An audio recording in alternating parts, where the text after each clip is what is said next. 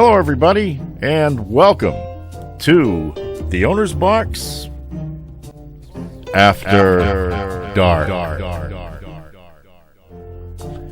I am your host, Mark Farinella, bumping the microphone with my hat, and this is the 22nd episode of the Owner's Box After Dark.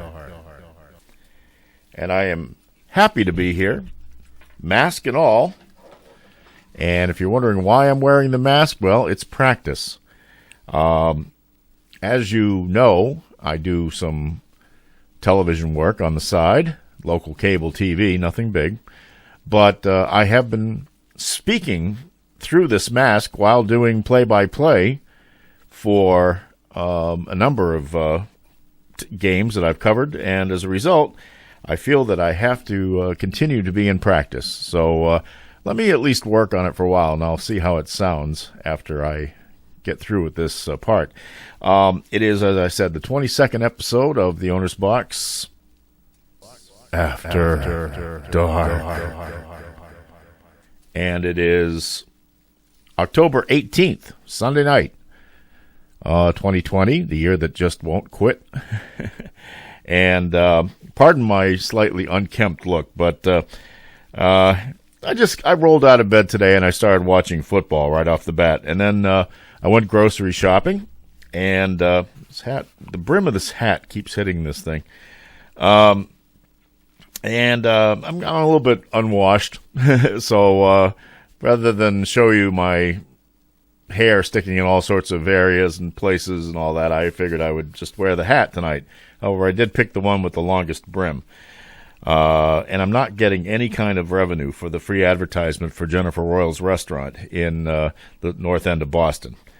So I watched football, and then I went grocery shopping, and I'm wearing the sweater because it's starting to get cold here. The weather is starting to turn. We have had some really wonderful weather for the past week or so, and then we did have a really cold and rainy day. But I was inside a press box, so it really didn't matter all that much. But the fact is, last night in this house, outside the house, I think it reached 32 degrees for the first time that I've noticed it anyway. And so this room that I'm in, the studio here, which I like to call the Studio A of what I call the palatial surroundings of Fulton Pond Studios in Mansfield, Massachusetts, it gets very cold. I have windows on two sides of the room, and they point out to lovely Fulton Pond and back. At least one set of them does. And at this time of year, the wind starts blowing in towards my house as opposed to blowing outwards or across the pond that way. So as a result, the weather gets colder. The breeze that comes in is cold, and it hits these thermal pane windows, but they're old, and they are not really that. They don't really keep the warmth in that well. So at some point, I'm going to have to take the drapes and just start closing them, and that cuts down that a little bit. But so the sweater is keeping me a little bit warmer tonight. At some point, we will change to our hot drinks. Tonight's drink of choice is Diet Dr. Pepper. We're still drinking cold drinks here. We don't quite need the heat on here yet, although the heat is on in the house at least a little bit. And so I'm going to keep broadcasting under what I hope will be optimum conditions here. But in the meantime, just wanted to let you know you'll see some changes from time to time, and how we try to operate here. And then, of course, before long, I hope to get guests back into our studio. But the way the COVID numbers are working, I don't think it's going to be for a while yet before I can open up. That's okay. I can use Skype to do a split screen. I would like to think that I might be able to figure out how to get Zoom to work that way, but I haven't been able to record it properly and then to transfer it over to my video software that allows me to edit these things. So it's all a work in progress, as they say. So the only problem I've noticed with wearing a mask when I'm doing telecasts is that we have microphones that come out from our headset. and they curl around like this. Now, I like to keep it close to my mouth. It cuts back on the ambient noise around me, and also allows me to let this deep baritone just bring you awash in the magnificence of my voice. But with the mic, it causes a little bit of a scratching noise sometimes against the cloth, paper, whatever this stuff is, of the mask. So I'm going to have to work on that a little bit. But again, I just want to hear how it sounds, and we'll work on it. We'll see. We'll see how it goes. Now, I think I can basically dispense with the mask now because you've heard this experiment. And here we are. And my beard gets pushed over to a side by the mask as well, but that's just another side effect. Cheers to you all, the Diet Dr. Pepper. Speaking of shopping, which is what I did after the Patriots loss, which we will get into shortly, I found something at a supermarket today that I was just overjoyed to find. And here it is. Clorox disinfectant wipes. I haven't seen these things in a store since April. In fact, even the packaging looks different now because they got just swept off the shelves completely at the start of the pandemic. Now, I had quite a few containers of either Clorox or Lysol. I had them in the house because I had bought them and used them enough, but still had a pretty good supply of them. But recently, I was pretty close to running out. So I found these at a local supermarket. Now, I'm not going to tell you which supermarket it was, because if I do, that means there'll be less for me. So you can do some searching on your own. Maybe you can do a little detective work. I'll tell you one thing. This was at the third of 4 supermarkets I visited today. You can't find everything you want at one store anymore. And sometimes it's just a matter of what the store stocks. For instance, I can't find Land O'Lakes whipped unsalted butter, the tubs of it, the plastic tubs, anymore. I can't find them anymore, not only at the Stop and Shop locally, but at the Shaw's, at the, it's not at Hannaford's anymore, the Big Y, a couple of other miles down the road. I can't find it at Target. I don't know what happened to it. I don't know why it's disappeared from the shelves. Sometimes I can find Breakstone, and you wonder why is this such a big deal? Okay, I use it for 2 reasons. One, I like to melt it for my popcorn. I don't like too much salt on my popcorn, therefore I use unsalted butter. Yeah, it's helping the cholesterol, I know. And then I also like to put a little bit of butter on my pasta. Whenever I cook pasta, I put a little bit of butter on the pasta to kind of loosen it up so it doesn't stick together, and then I pour the sauce on it and all that. Or if you were in New Jersey, you'd pour the gravy on it. So I'm just I don't know why you can't find those things anymore. My favorite chewing gum is called what the heck is it? It's the flavor is Polar Ice. I forgot the brand. It's a sugar-free gum, and I love it. But the Stop and Shop here locally just doesn't have it. But the Stop and Shop in the next town over does have it. So I had to go there today to get that. And it's funny because the Stop and Shop in my hometown is huge. It's one of the bigger ones. The one in Foxborough is probably 2/3 of the size of this one, but it does seem to stock a few things that I like that just aren't around in the big store in Mansfield, which they have just completely messed up entirely because they have reconfigured it and everything is in a different place. And I know they've got different signage inside. It's part of a makeover that they do to these stores every now and then so they don't get stale. But, you get to the point where you feel comfortable where everything is and you want to find it and it's not there and it drives you crazy. It absolutely does. Not just me. I mean, all right, I'm a senior citizen now, but I'd like to think that I'm still alert. I see a lot of older folks walking around, and they might be about the same age that I am, But they look lost. I mean, completely lost. And they're bouncing their carts all into mine and all that because first of all, they're walking in the wrong direction according to the arrows. Nothing ticks me off more than people who, I'm getting a little bit nasty about that. I mean, the arrows are telling you're supposed to walk a certain way as a means of helping to protect people against the COVID virus because we're trying. It's a way of social distancing, I guess. Now, I'm not so sure it's a big deal. It works that well, but as long as the arrows are there, I'm going to follow them. Yes, I am a sheep, but they're asking us to do something a certain way. I'll do it. I'm not going to be a pain in the ass about it. So when I see other people coming the wrong way, I tend to grumble a little bit and like, oh, see that arrow over there, huh? Yeah, I know I've mentioned this before, but it's getting worse. It's just getting worse. And these are younger people too. People who are younger than I am are doing this, and that's frustrating as hell. But so that sort of brings me up to date with what I wasn't doing today. But let's get into the first topic of what's important for tonight's episode, and that is the New England Patriots. Oof.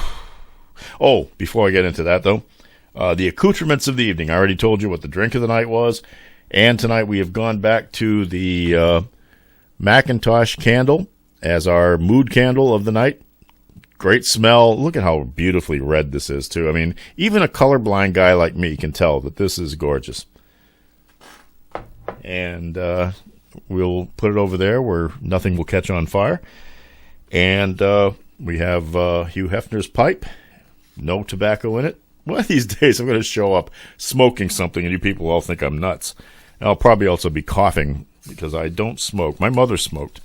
The first 17 years of my life was spent in a perpetual cloud of cigarette smoke. And to be honest, it was really awful. And I mean, I remember when I was in grade school, she used to drive me to Dominican Academy in Plainville, which was about 8 miles west of here. Yes. And we'd be in a little 63 Volkswagen, and she would go through a pack of Parliaments in that short ride. I would get out of the car, like, with smoke oozing off of me. My clothes would always smell like smoke because she would wash them downstairs in the basement, and she'd be smoking cigarettes down there and all that. When I moved out and came back, I actually went to college in Illinois, of course, and I came back here, and I was living in town at a different house, and my mother said, well, I'll wash your clothes for you. And I said, okay, sure, fine. And I would bring some over, and I brought them back. Now, this was after 4+ years of not smoking or being around smoke. And then when my clothes came back smelling like smoke again, oh, God, I couldn't take it. So I told my mother I would actually wash my own clothes in the laundromat next door. And now that I have moved into this house 5 years since my mom passed, I am using the old washing machine. It's about a 35-year-old Maytag downstairs, still running well, knock on wood. And I hope it continues to run for a while, but no, it doesn't smell like cigarette smoke anymore. So that's why you probably will never see any tobacco inside Hef's pipe. So, but of course, this is the owner's box after dark. So I have to have the pipe. No question about it. Okay, the Patriots. Well, they lost a game that they really shouldn't have. 18-12 to the Denver Broncos at Gillette Stadium earlier today. These are the Denver Broncos that came in here with only one victory prior to this game. Now, of course, this game, there were all sorts of issues about this game. This game was postponed 3, 4, 5, I don't know how many times. I lost count. Time changes, actual week, a whole week of postponement. The Patriots now apparently have a total of 8 players that have tested positive or at least are being quarantined because of a close proximity to someone else who had the COVID-19 virus. Now, Cam Newton, the quarterback, and Stephon Gilmore, the outstanding cornerback, were both cleared to play today, so they returned from that list. But there were all sorts of other losses. I mean, Shaq Mason along the offensive line was out today. And then they had a serious injury along the line today. So, it was just a mess. I mean, they played like it. But let's get down to the nitty-gritty. The first thing is, and I know that Mike Reese of ESPN did post something about this, and I'll try to find it while I'm talking about it. Of course, we'll see if I can walk and chew gum at the same time. But one of the main reasons why the Patriots lost today, and maybe the only reason, is because Broncos place kicker Brandon McManus kicked, 6 field goals. 6 field goals. They came from 45 yards, 44, 27, 52, 20, and 54. And that was all of the Broncos scoring.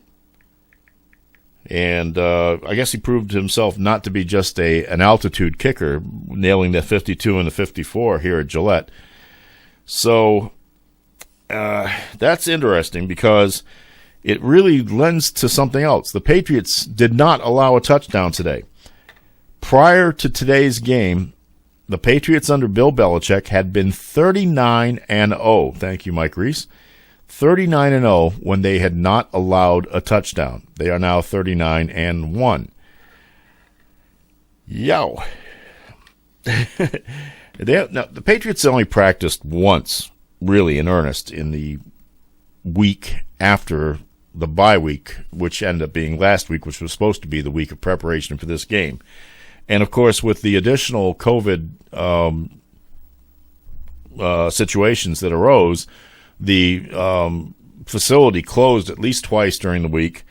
They had one real practice, and then I believe they had a walkthrough in the days leading up to the game.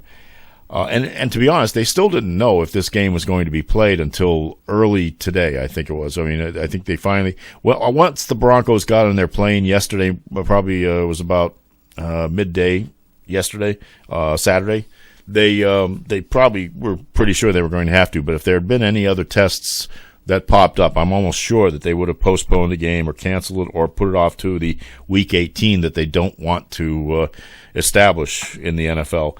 So there were the tests that came in earlier today were all good. There were no problems there at all.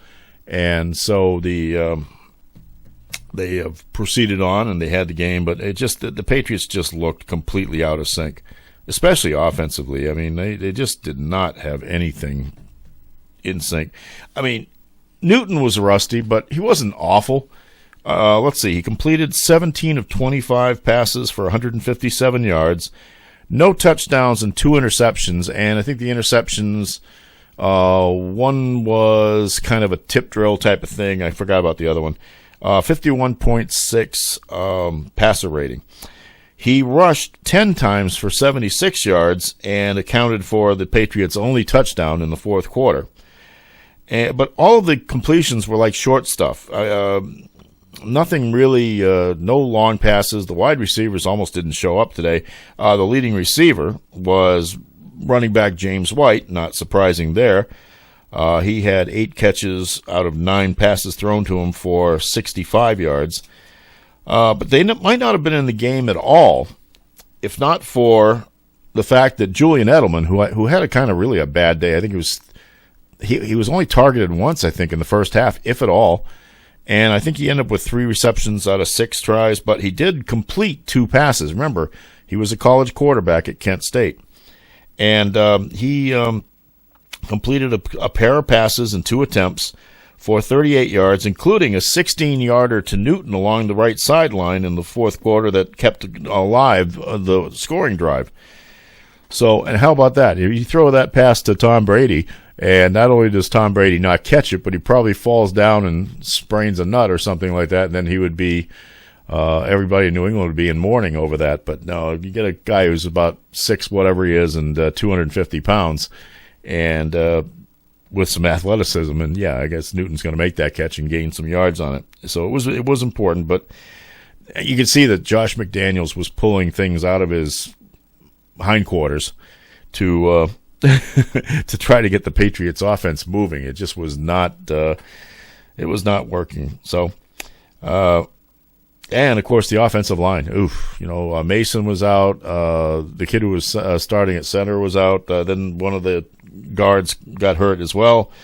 By the time you got to about the second or third quarter, I mean, all the guys who were out there were basically introducing each other to each other because they had never played in that configuration before. And that probably resulted in the 4 sacks that Newton suffered in the game.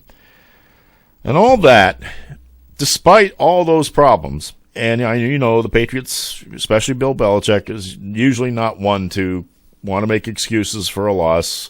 The classic quote is, we'll have to play better, coach better, be better, smell better, whatever, all those other things are better. Or as Melania Trump would say, be best. If not for all that, it could have been worse.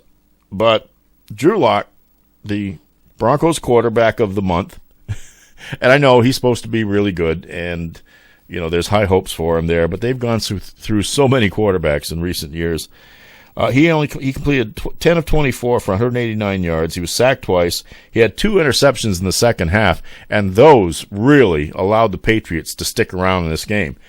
6 field goals is not normally going to win you a game unless the other team is just completely out to lunch, and basically the Patriots were out to lunch. So this kind of ruins my prediction from earlier in the season when I remember I put up all the schedule. I put the whole thing up there, and I had my little hand-drawn W's and L's as to what I thought. And up to this point, for the first 4 games of the year, I was right. They were 2-2.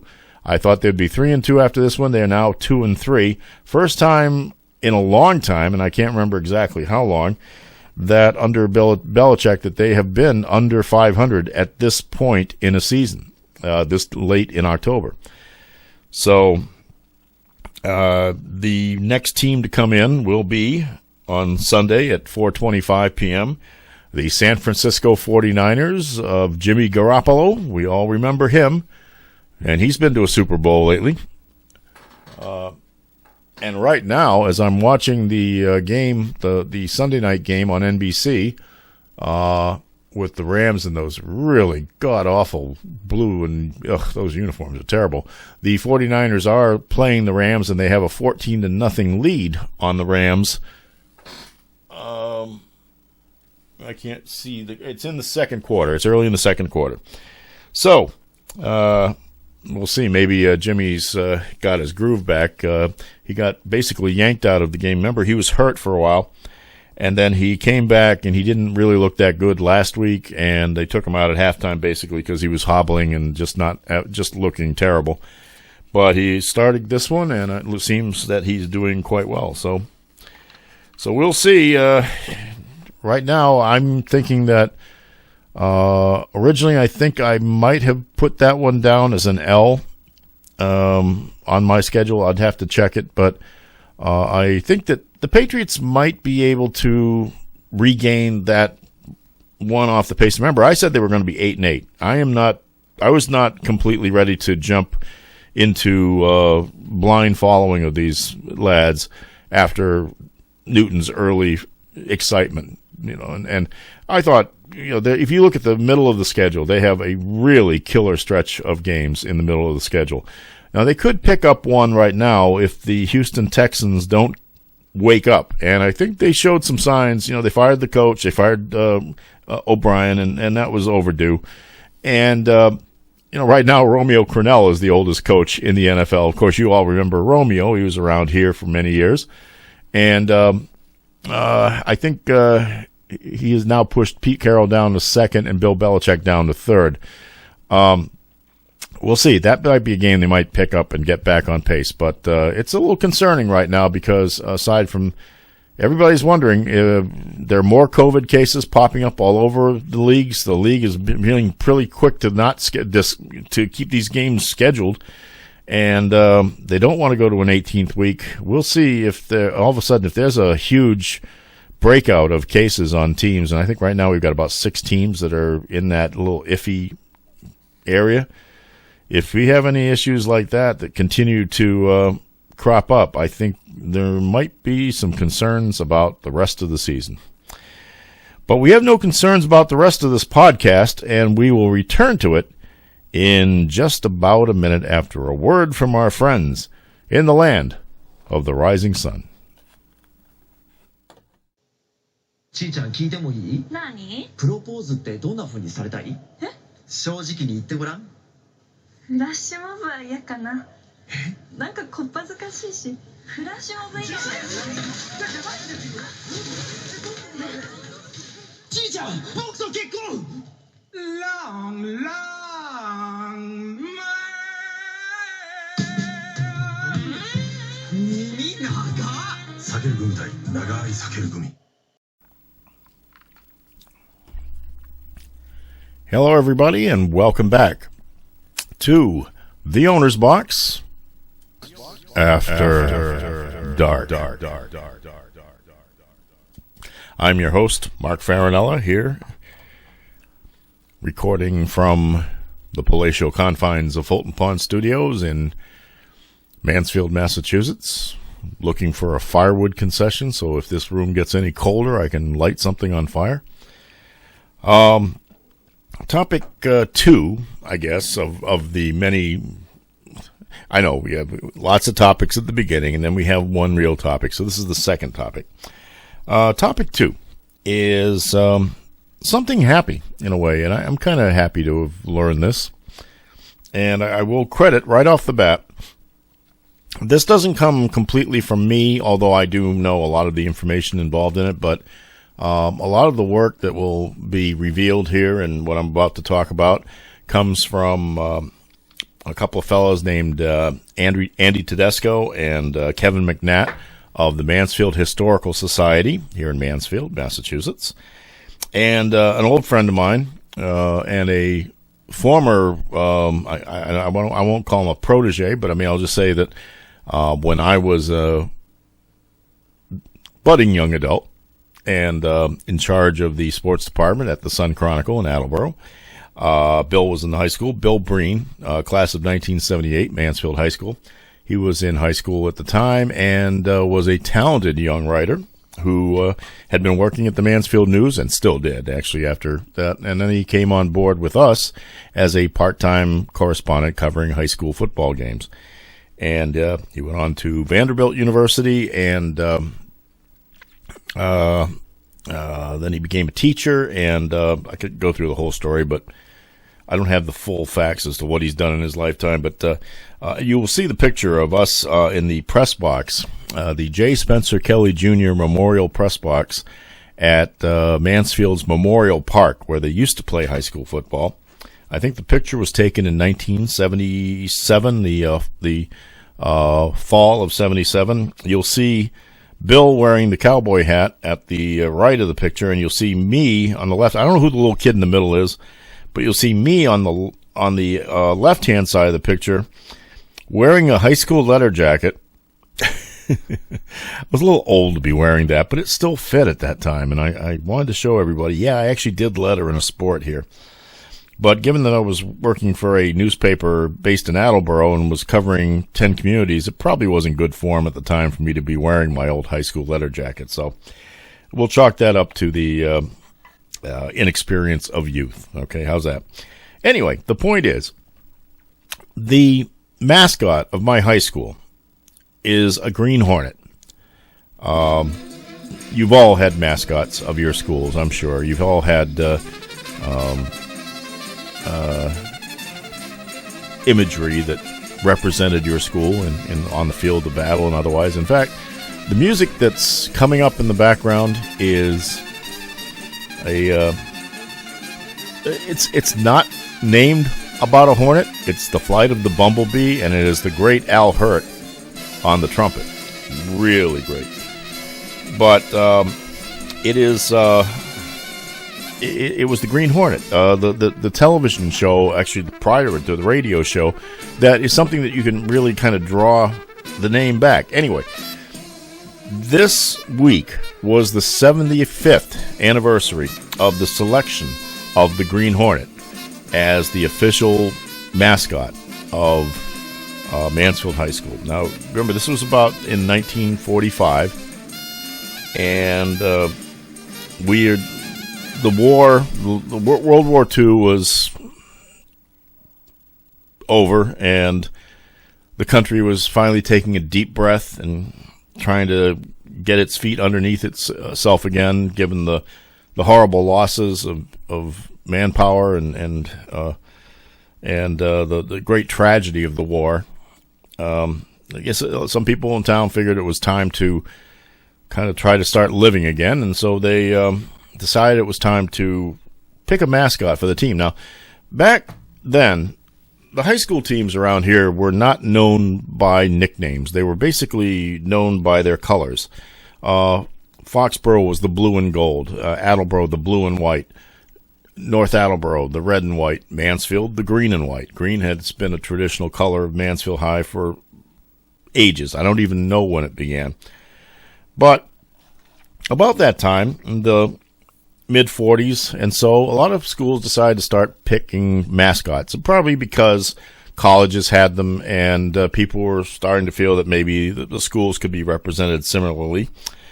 So they had a contest in Mansfield, kind of a mail-in type of thing, and they got, I think they got about 200 answers. Now remember, Mansfield at that time probably had about 4,000 people living in it, as opposed to the 25,000 that live in the community now.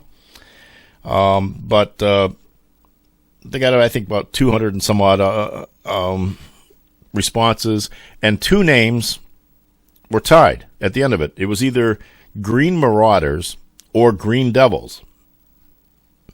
Now, as an aside, my mother went to a school in Florida, Williston High School, Williston, Florida, and they were the Red Devils. Now, Red Devils makes a little bit more sense. Oh, and I'm sure that the Christian fundamentalists right now probably hate that. But that's another story. But yeah, no, Red Devils kind of fits. Now, Fairhaven High School here in Massachusetts are the Blue Devils. Let them make the decisions as they wish. But here, nobody seemed to like either name. So they had another contest a week later. At that point, I think, and it's pretty well known that at the time, there was a very popular radio serial called The Green Hornet. None of you are alive.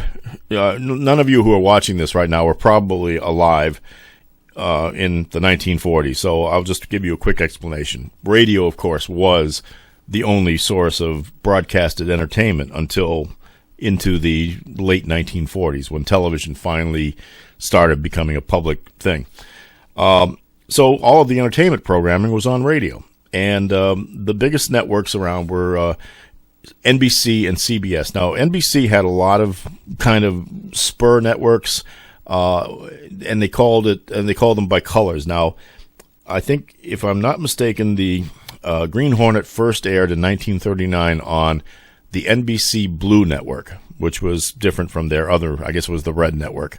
NBC really at that time was perhaps the preeminent broadcasting force in the United States. As the time passed, it stayed on the Blue Network, and then I think the Blue Network eventually became ABC, the American Broadcasting Company. And so the Green Hornet was on the radio from 1939 to 1950. And at the end of it, it was on ABC radio. But about the time that it was on, this decision was made about the nickname, I think it was still on the NBC Blue Network. So anyway, of course, the Green Hornet was kind of a superhero type of thing, but not without superpowers. The Green Hornet is the story of crusading newspaper publisher Britt Reed in some of the great major metropolitan city that I don't remember what they called it. And he was the publisher of the Daily Sentinel, and he crusaded for right and goodness in the newspaper by day, but at night he donned a green hat, a green mask, and a green overcoat, and along with his Asian sidekick, and of course in those days they had trouble figuring out what he was. They called him Japanese at first, but then of course there was the war and nobody wanted to call him Japanese at that point. And then he was Korean for a while and then Chinese and all that. But then after a while, we all know him to be Asian. His sidekick was named Kato. And they would get in the Black Beauty, this big old black car, and cruise around the city at night looking to subdue ne'er-do-wells. So, as time passed, that it was popular. It was very popular, and I think many of you who are my age, and maybe just a tad younger, might remember that the ABC television network rekindled the show right around the time that Batman was a big deal. They dug up the Green Hornet, probably because I think they had the rights to it. And I think it was Van Williams starred as Britt Reed, and Bruce Lee was introduced to the American and to the world, the entertainment audience, as Kato. And, of course, we all know what happened with him. I mean, his martial arts became a thing of legend. Let's also forget the 2011 movie that Seth Rogen did, that turned Britt Reed into basically a stoner. Big stretch here for Seth Rogen, huh?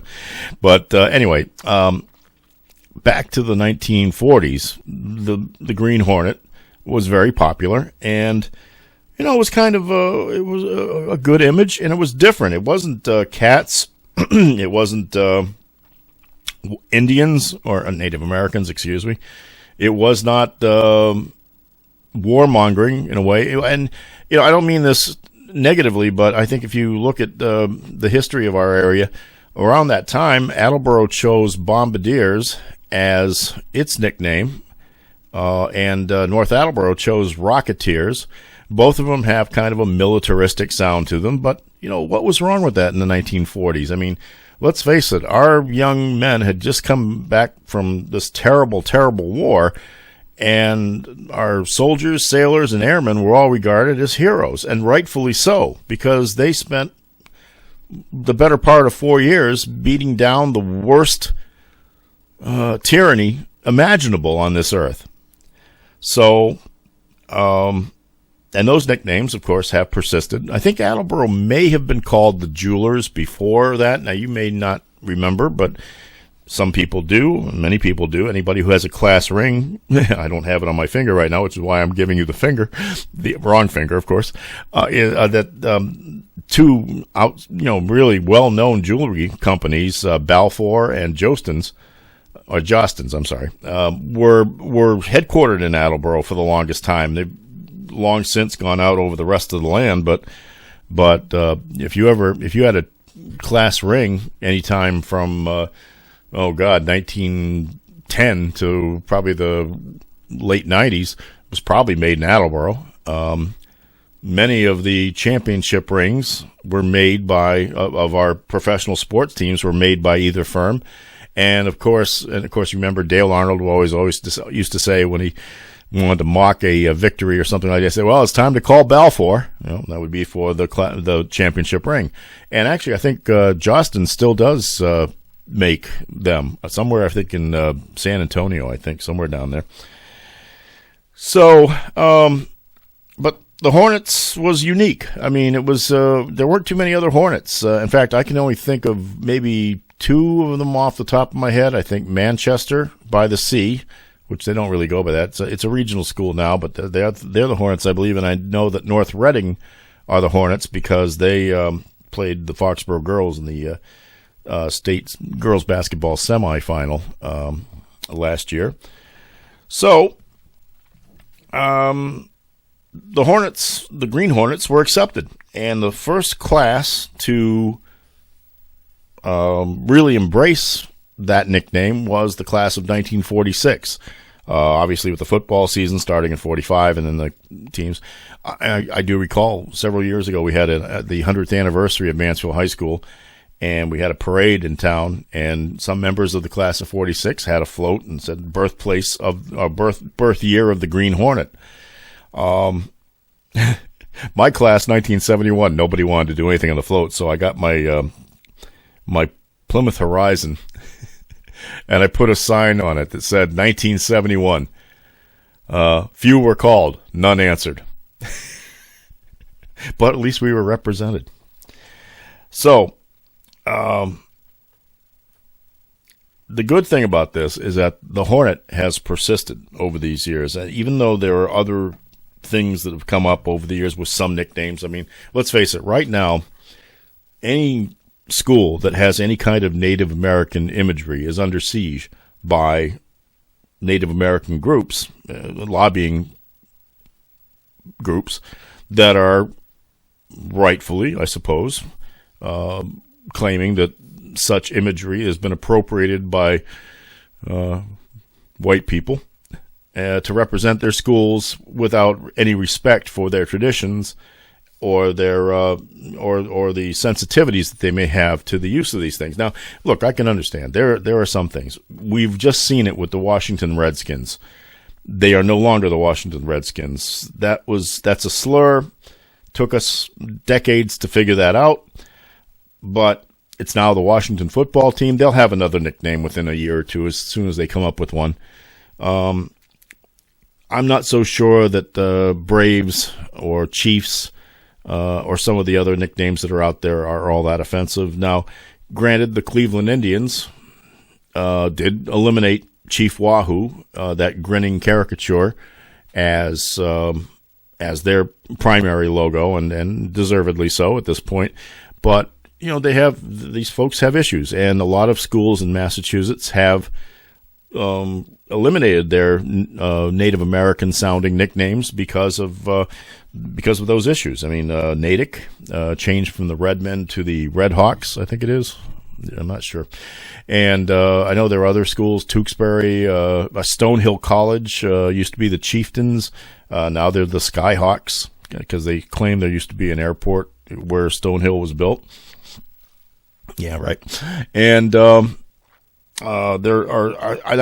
we have 3 schools in the immediate area around here, 2 in the Hockomock League, Foxborough and King Philip, which are called Warriors, and Seekonk, which is also the Warriors. And to me, there's some thought that there might be an issue with them at some point. I don't know for a fact that there will be. I just know that I think King Philip is the school that really risks the most, because not only might their nickname be perceived badly by Native Americans, but the school district name, King Philip, that might be a touchy subject. I mean, King Philip was the chief of the, I want to say the Wampanoags, I think so, in the middle 1600s, and right about the time that the first English settlers came over here. And for a while, he was friendly with them. But then issues arose, and they ended up having a brutal war, and the English hunted them down and killed them somewhere. I'm not sure whether it was in Rhode Island or Seekonk or whatever, somewhere around southeastern Massachusetts. His actual name was Metacomet, or some say Metacom, others say Metacomet. And you can find many things in southeastern Massachusetts and Rhode Island that are named either after Metacomet, one or the other. But in 1960, when the King Philip Regional School District was formed by the towns of Plainville, Wrentham, and Norfolk, they chose King Philip, even though he really didn't hang around up here that much, but they chose it anyway. It had a nice sound to it. And so for 1960, it has been the King Philip Regional High School and the King Philip Warriors. So I'm wondering, I actually, during one of my broadcasts last year, since I do games for North TV that involve the coverage of King Philip sports, I called the football team on one occasion the Men of Metacomet. I don't know if anybody noticed that I did that.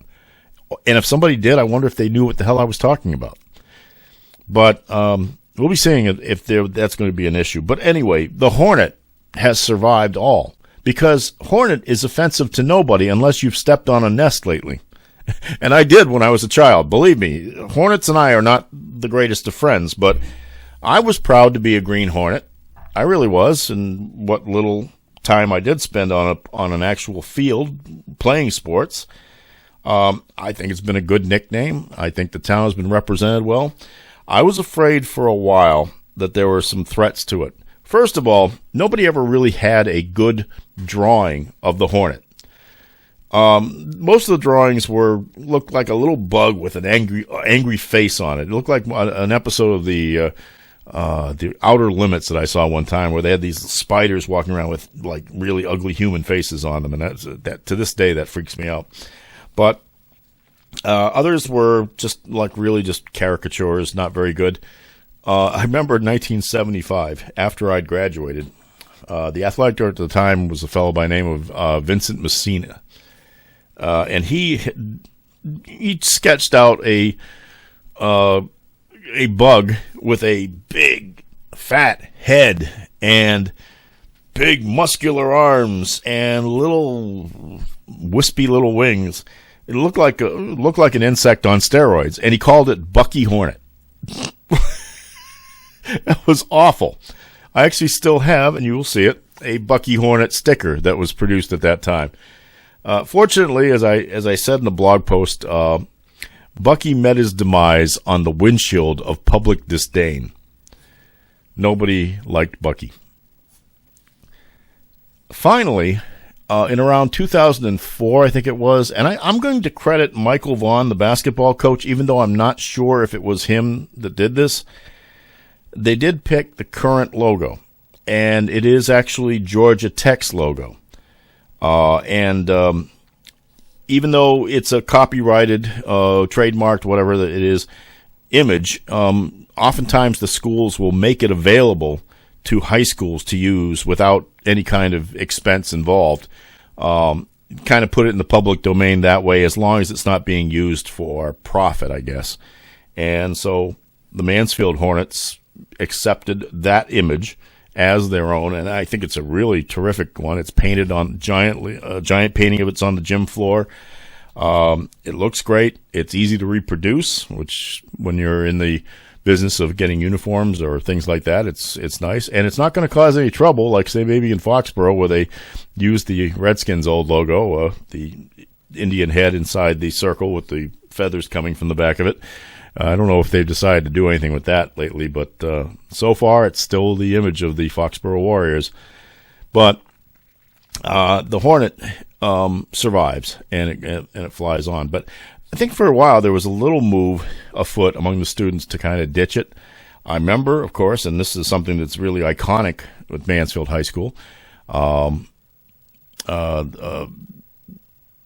Palanza, a student at Mansfield High in the late 70s, rather, painted a mural in the gymnasium from almost ceiling to floor of the Incredible Hulk. Yes, Marvel Comics, green monster. And, of course, green. It fits, you know? So, and that was an impressive thing. I mean, literally, that thing was probably about 40 feet tall. And it stood in the gymnasium for years, in the James Albertini Memorial Gymnasium, and it was really impressive. And it had a big banner across the top of it that said MHS Green Machine. And I think that also spurred a lot of similar mural paintings across the Hockomock League, as people painted tigers and rockets and other things on the walls of their gymnasium, but nothing was like the Hulk. A few years ago, they had to work on the gym. And it involved the replacement of some parts of the wall on that side of the gymnasium, and unfortunately that meant the demise of the Hulk. But the students didn't really want to say goodbye to it, and I can't say I blame them, because generations have grown up with the Hulk looming in that corner of the gymnasium.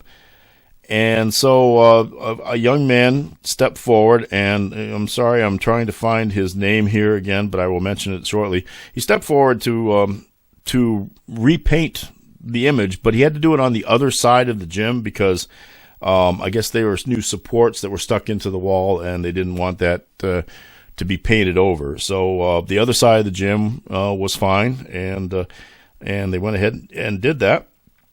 And the young man's name was...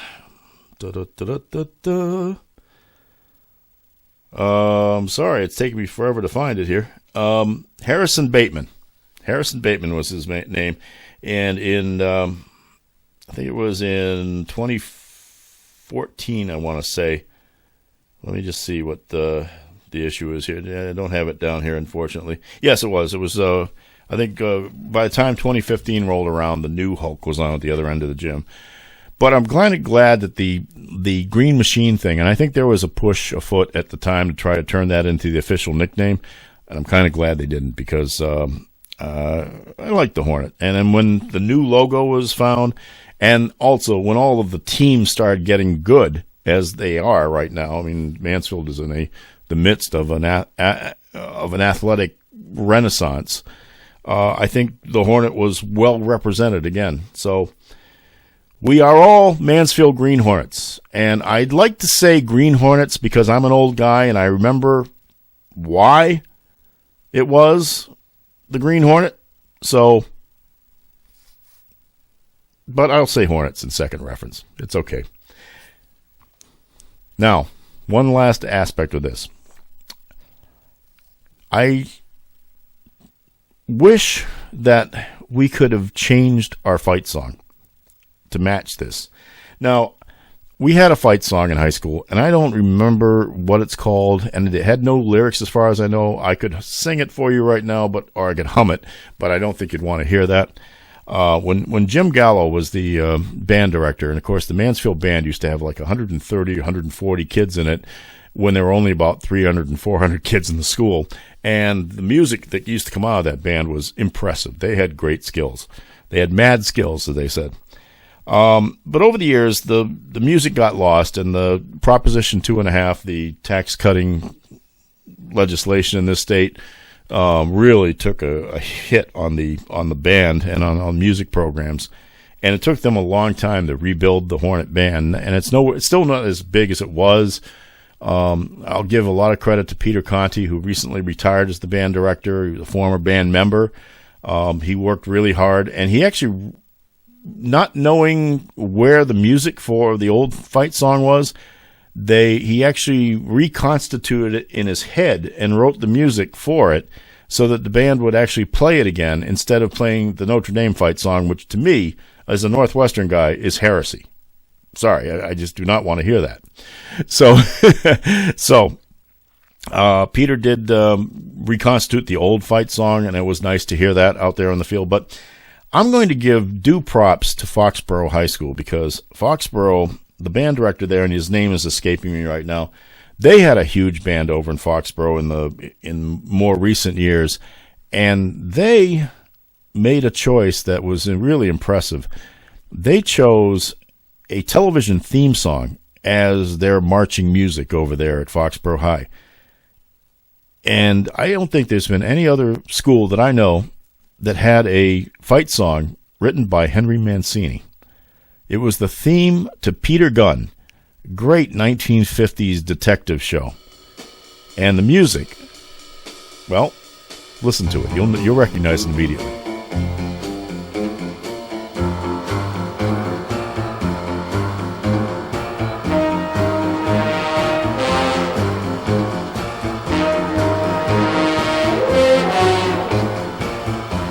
Now that is cool.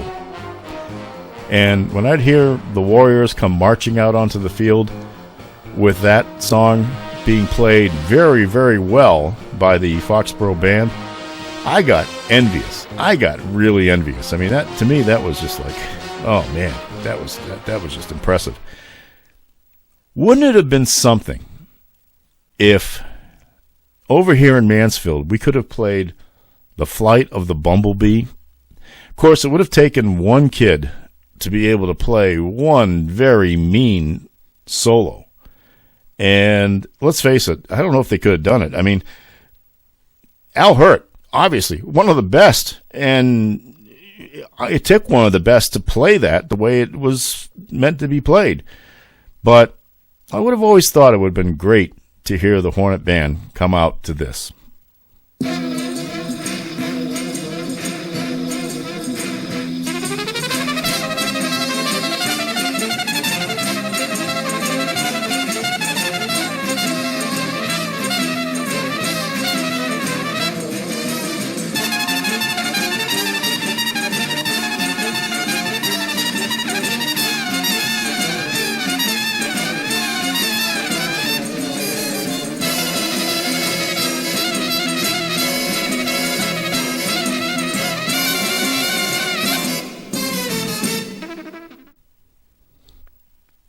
Happy birthday, Green Hornet. 75, and like me, you're getting better with age. And that should do it for episode 22 of The Owner's Box After Dark. I have enjoyed this episode. It's running a little long, as they always do, but hey, let's have some fun with these things. Why not? Just a quick programming note. I have a couple of television games coming up for North TV this week. I'm doing the King Philip girls soccer game against Milford on Monday from MacTaz Field in Rentham. That's a 3:45 start. Obviously, we don't do them live, but they show up pretty quickly on the Plainville channel.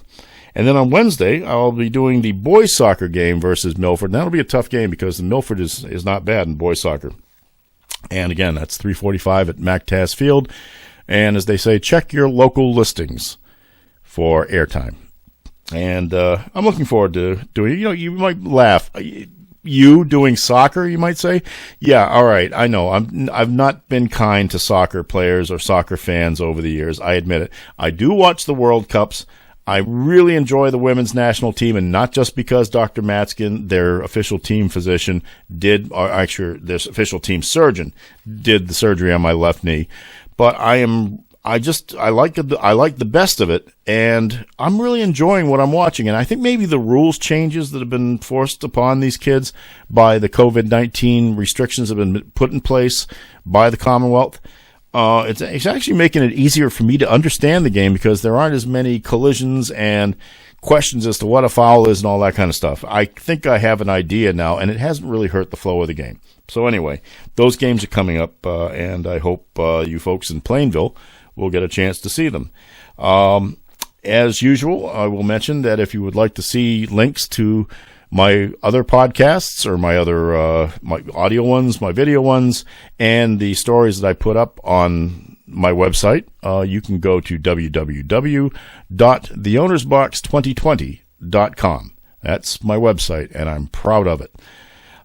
If you would like to send me an email, constructive criticism, restaurant review, tips for whatever hat I should wear next time, anything. The email address is theownersbox2020@gmail.com. Please feel free.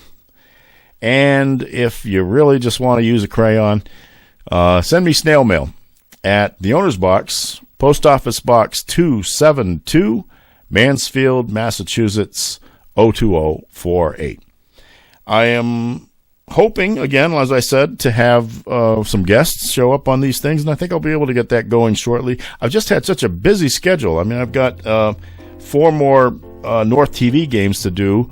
I have, some doctor's appointments and stuff like that tossed in. So sometimes it doesn't work well with the people that I want to have on, what times they can get on, but I think we'll get something going early in November, maybe but before the end of this month. Remember, October 31st is basically the first anniversary of the Owner's Box, the original Owner's Box, and I'm kind of hoping to make that mark at episode 28. So we'll see what happens on that, and we will be back with another one of these episodes of the Owner's Box After Dark in a couple of days or so. How about that? Okay. Thank you much. Thank you so much for showing up. Use your hand sanitizer. Wear your mask. Please wear your mask when you go out. And take care of yourselves. And vote. Don't forget to vote. Good night, everybody.